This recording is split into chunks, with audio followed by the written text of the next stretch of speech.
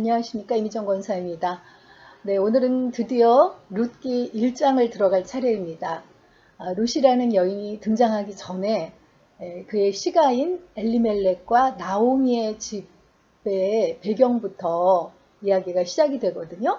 그래서 그 엘리멜렉과 나오미의 집이 모압으로 피신을 갔다가 거기에서 두 며느리를 얻게 되고 또 그 남자들이 다 그 모압 땅에서 죽는 바람에 여인들만 남게 되고 또 그 스토리가 진행되다가 룻이 나오미를 따라서 그 시가의 고향인 베들레헴으로 돌아오는 굉장히 좀 스피디하게 스토리가 진행되는 그런 장이라고 하겠습니다. 1장 들어가 보도록 하겠습니다.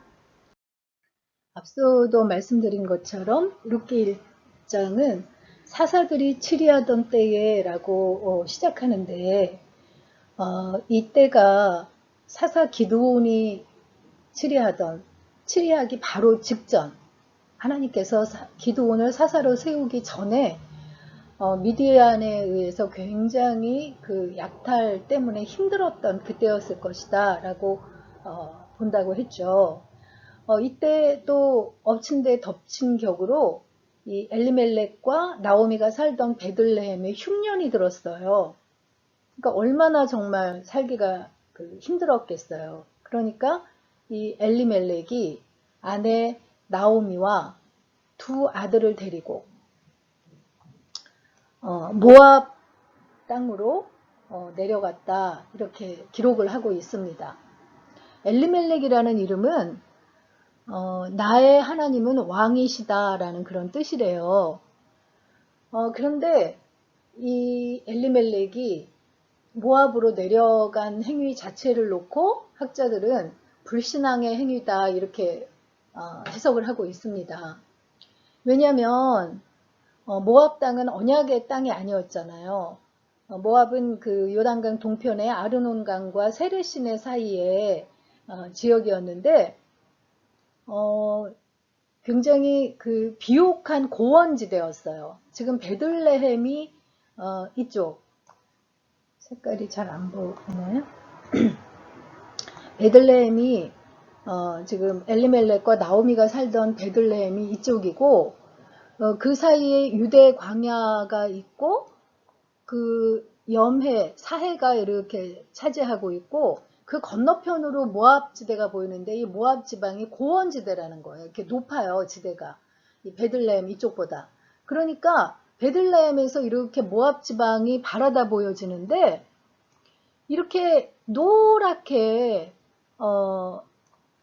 보리가 익어가는 것이 보이는 그런 위치적으로 그런 지형이라는 걸 알 수 있어요. 그러니까 언약의 땅이 아님에도 불구하고 지금 기근에 시달리다가 베들레헴을 떠나서 모압 땅으로 간 것이죠. 그런데 그 모압에 내려가는 것을 그 불신앙적인 행위다라고 보는 것은요. 이렇게 하나님의 백성들에게 기근이 찾아온 것, 흉년이 찾아온 것은 당시의 사람들은 하나님의 말씀에 순종하지 않고 자기 마음대로 살았기 때문이다라고 보는 것이죠.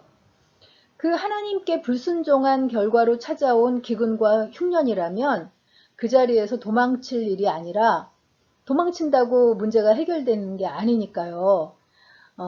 그 당시에 자기 잘못을 인정하고 회개하고 하나님의 말씀대로 살아내는 것, 그것이 하나님을 왕으로 삼는 자의 자세여야 한다라고 보는 것이죠. 그런데 엘리멜렉은 이제 이름값을 하지 못하고 잘못된 선택을 한 것이죠.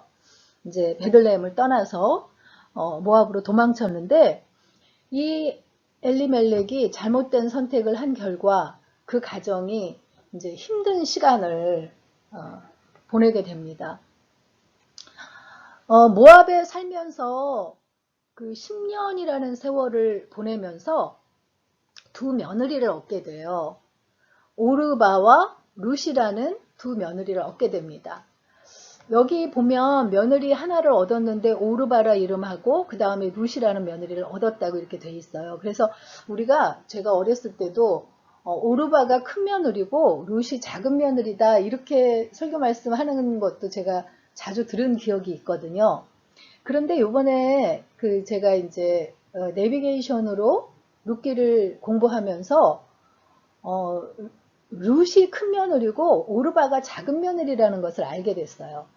왜냐면 1장 2절에 보면 엘리멜렉에게 두 아들이 있는데 말론과 기럧이다 이렇게 돼 있거든요. 그러니까 말론이 큰 아들이죠.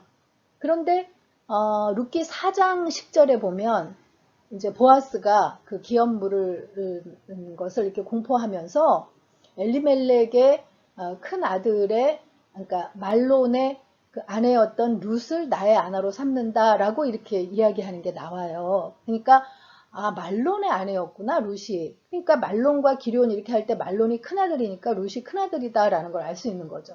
그런데 우리가 왜 오르바를 큰 며느리라고 생각했냐면 두 며느리를 얻었는데 그 하나의 이름은 오르바요, 다른 하나는 룻이다 하고 오르바가 먼저 나왔기 때문이에요.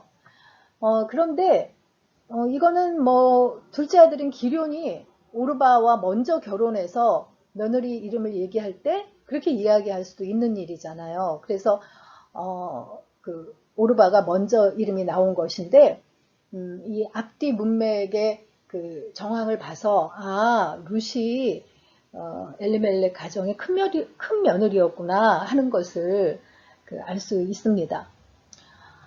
이렇게 모압 땅에서 10년을 보냈는데요. 그들의 행위가 불신앙의 행위였기 때문인지는 모르겠지만 엘리멜렉도 모압 땅에서 죽음을 맞고 그 두 아들도 차례로 다 죽음을 맞게 됩니다. 우리가 보통 한 집안에 과부가 둘이 있으면 쌍과부다 그래서 굉장히 불행한 경우라고 이르는데 이 집은 쌍과부를 넘어서 세 여인이 다 과부가 된 거죠.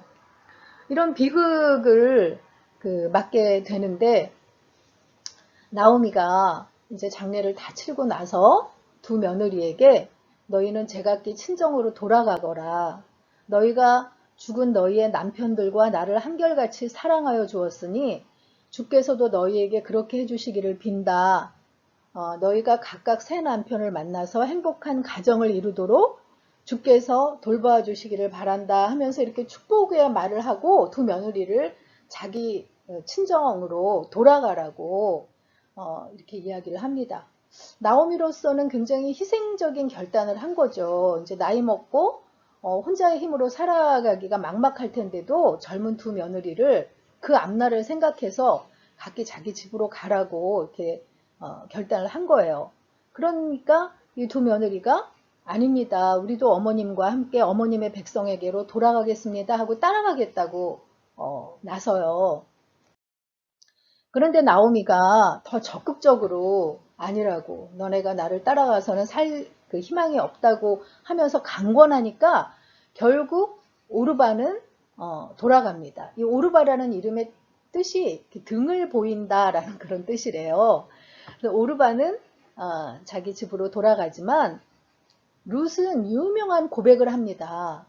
어머니께서 가시는 곳에 나도 가고 어머니께서 머무시는 곳에 나도 머물겠나이다. 어머니의 백성이 나의 백성이 되고 어머니의 하나님이 나의 하나님이 되시리니 하면서 시어머니인 나오미를 쫓아가겠다는 것뿐만이 아니라 그 어머니가 섬기는 하나님을 나도 섬기겠다고 그 신앙적인 결단의 고백을 한 거예요. 나오미가 보기에도 룻의 결심이 흔들리지 않는 그런 거를 보고 나오미도 이제 룻과 함께 고향으로 돌아가겠다고 이제 마음을 먹게 되죠. 평소에 나오미가 두 며느리를 사랑으로 대하지 않았다면 이런 모습을 보이기는 쉽지 않았겠죠. 남편도 없는 상황에서 각기 자유를 찾아 자기들이 살 길을 찾아 나섰을 텐데 나오미가 굉장히 신앙의 본을 보였던 그런 삶을 살아왔음을 알 수 있는 그런 대목입니다. 그래서 이 두 사람이 베들레헴 그 엘리멜렉의 고향으로 다시 돌아와요. 돌아왔더니 그 베들레헴의 사람들이 이가 나오미냐 하면서 그 반깁니다. 근데 이런 그 고백을 했다는 거는 나오미가 그만큼 그 고생을 해서 얼굴이 많이 이렇게 변해서 이렇게 또 질문했을 것이다 라고 해석을 하기도 합니다.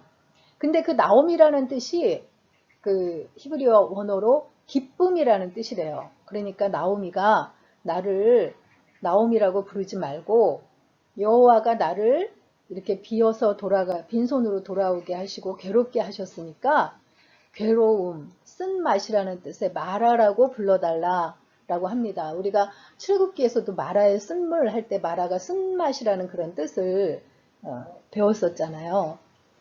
이렇게 나오미가 자신이 이제 이렇게 괴로운 입장이 돼서 왔다고 고향 사람들에게 이야기하는 장면이 나옵니다.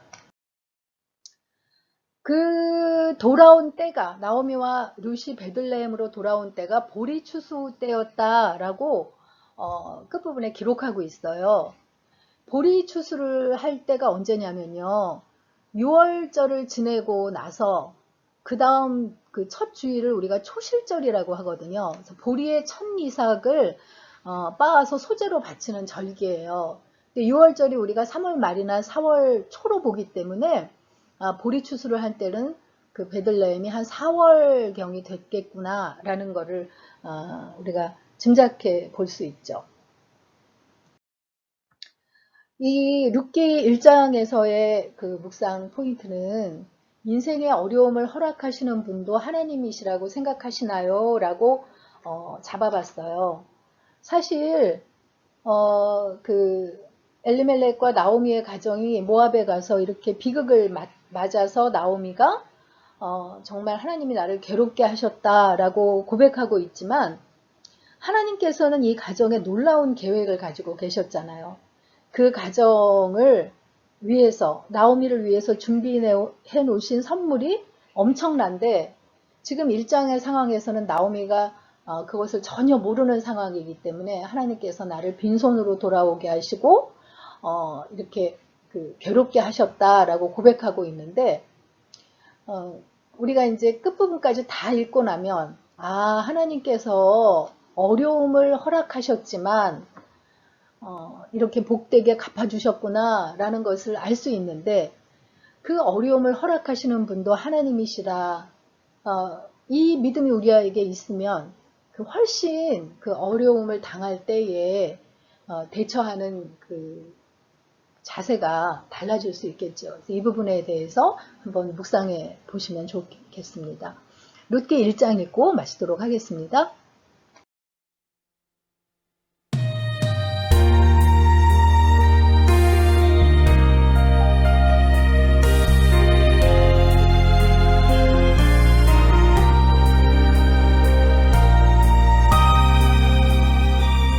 룻기 1장. 사사들이 치리하던 때에 그 땅에 흉년이 드니라. 유다 베들레헴의 한 사람이 그의 아내와 두 아들을 데리고 모압 지방에 가서 거류하였는데 그 사람의 이름은 엘리멜렉이요 그의 아내의 이름은 나오미요 그의 두 아들의 이름은 말론과 기륜이니 유다 베들레헴 에브라 사람들이더라. 그들이 모압 지방에 들어가서 거기 살더니 나오미의 남편 엘리멜렉이 죽고 나오미와 그의 두 아들이 남았으며 그들은 모압 여자 중에서 그들의 아내를 맞이하였는데 하나의 이름은 오르바요 하나의 이름은 룻이더라. 그들이 거기에 거주한 지 10년쯤에 말론과 기륜 두 사람이 다 죽고 그 여인은 두 아들과 남편의 뒤에 남았더라. 그 여인이 모압 지방에서 여호와께서 자기 백성을 돌보시사 그들에게 양식을 주셨다 함을 듣고 이에 두 며느리와 함께 일어나 모압 지방에서 돌아오려 하여 있던 곳에서 나오고 두 며느리도 그와 함께하여 유다 땅으로 돌아오려고 길을 가다가 나오미가 두 며느리에게 이르되 너희는 각기 너희 어머니의 집으로 돌아가라. 너희가 죽은 자들과 나를 선대한 것 같이 여호와께서 너희를 선대하시기를 원하며 여호와께서 너희에게 허락하사 각기 남편의 집에서 위로를 받게 하시기를 원하노라 하고 그들에게 입맞춤에 그들이 소리를 높여 울며 나오미에게 이르되 아니니이다. 우리는 어머니와 함께 어머니의 백성에게로 돌아가겠나이다 하는지라. 나오미가 이르되 내 딸들아 돌아가라. 너희가 어찌 나와 함께 가려느냐. 내 태중에 너희의 남편들 아들들이 아직 있느냐. 내 딸들아 되돌아가라. 나는 늙었으니 남편을 두지 못할지라. 가령 내가 소망이 있다고 말한다든지 오늘 밤에 남편을 두어 아들들을 낳는다 하더라도 너희가 어찌 그들이 자라기를 기다리겠으며 어찌 남편 없이 지내겠다고 결심하겠느냐. 내 딸들아 그렇지 아니하니라. 여호와의 손이 나를 치셨으므로 나는 너희로 말미암아 더욱 마음이 아프도다 하매 그들이 소리를 높여 다시 울더니 오르바는 그의 시어머니에게 입맞추되 룻은 그를 붙쫓았더라. 나오미가 또 이르되 보라 내 동서는 그의 백성과 그의 신들에게로 돌아가나니 너도 너의 동서를 따라 돌아가라 하니 룻이 이르되 내게 어머니를 떠나며 어머니를 따르지 말고 돌아가라 강권하지 마옵소서. 어머니께서 가시는 곳에 나도 가고 어머니께서 머무시는 곳에서 나도 머물겠나이다. 어머니의 백성이 나의 백성이 되고 어머니의 하나님이 나의 하나님이 되시리니 어머니께서 죽으시는 곳에서 나도 죽어 거기 묻힐 것이라. 만일 내가 죽는 일 외에 어머니를 떠나면 여호와께서 내게 벌을 내리시고 더 내리시기를 원하나이다 하는지라. 나오미가 룻이 자기와 함께 가기로 굳게 결심함을 보고 그에게 말하기를 그치니라. 이에 그 두 사람이 베들레헴까지 갔더라. 베들레헴에 이를 때에 온 성읍이 그들로 말미암아 떠들며 이르기를 이가 나오미냐 하는지라. 나오미가 그들에게 이르되 나를 나오미라 부르지 말고 나를 마라라 부르라. 이는 전능자가 나를 심히 괴롭게 하셨음이니라. 내가 풍족하게 나갔더니 여호와께서 내게 비어 돌아오게 하셨느니라. 여호와께서 나를 징벌하셨고 전능자가 나를 괴롭게 하셨거늘 너희가 어찌 나를 나오미라 부르느냐 하니라. 나오미가 모압 지방에서 그의 며느리 모압 여인 룻과 함께 돌아왔는데 그들이 보리 추수 시작할 때에 베들레헴에 이르렀더라.